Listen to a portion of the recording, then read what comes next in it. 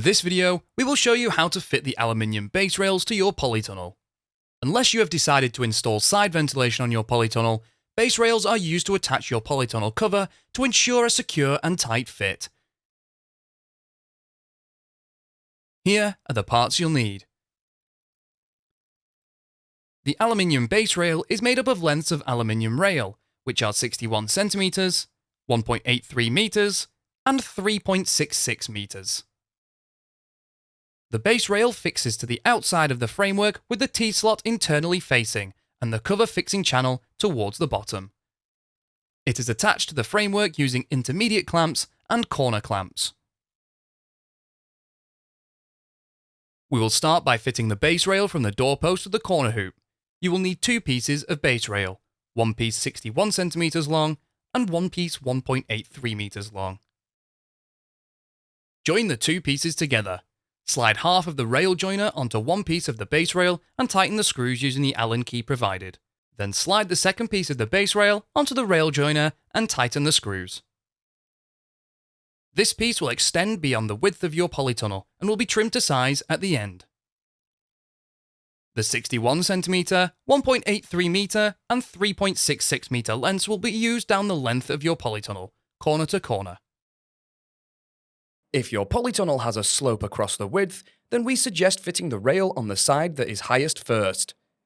Your foundations will have been positioned at a consistent height, and consequently, the swage joint can act as an indicator for the position of the rail. Set the base of the rail in line with the joint on the foundation.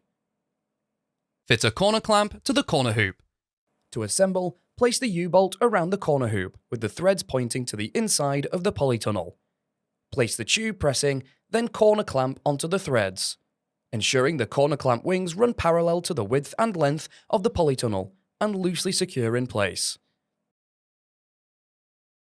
Position the base rail on the front face of the doorpost with the bottom of the rail also in line with the joint on the corner hoop. Ensure the rail is level using a spirit level.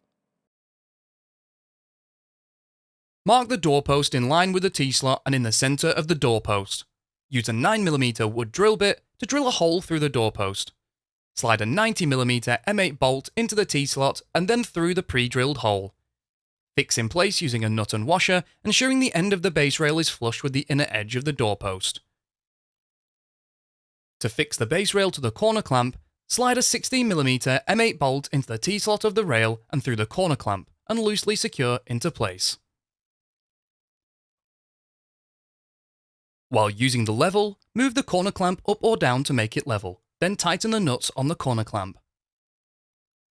Tighten the bolt that secures the base rail to the corner clamp. We will now fit the aluminium base rail down the length of your polytunnel. Starting with the 61 cm length, slide a 16mm M8 bolt down the T-slot and locate the bolt through the corner clamp. Butt the base rail up to the corner base rail and tighten the nut. You will now start to use the 3.66 meter lengths of base rail. Depending on the length of your polytunnel, you may have been supplied with a 1.83 meter length, which will be used last. Join this length to the previously fitted length using a rail joiner.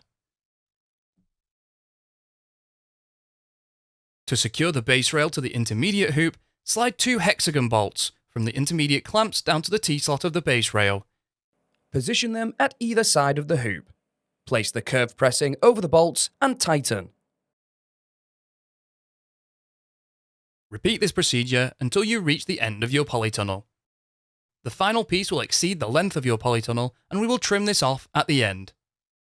To fit a base rail between the corner hoop and doorpost on the opposite end of your polytunnel, join a 61 cm piece and 1.83 meter piece and hold it in position.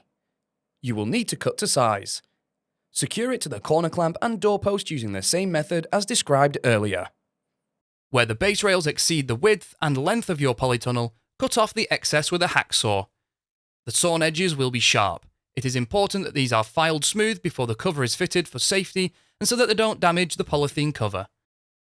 We can now fit the base rail on the opposite side. If your ground is not on a slope, then repeat the procedure you followed for the first half. If you have a slope across the width, fitting the rail on this joint will create an unnecessary gap. We advise setting the base rail at a height that eliminates the gap as much as possible, but still ensuring that the rail from the doorpost to the corner hoop is level. Ensure that the rail is at a consistent height. A string line will be handy here. You can find more videos to help you build your polytunnel and construct.firsttunnels.co.uk. We also have a construction helpline if you require any further assistance.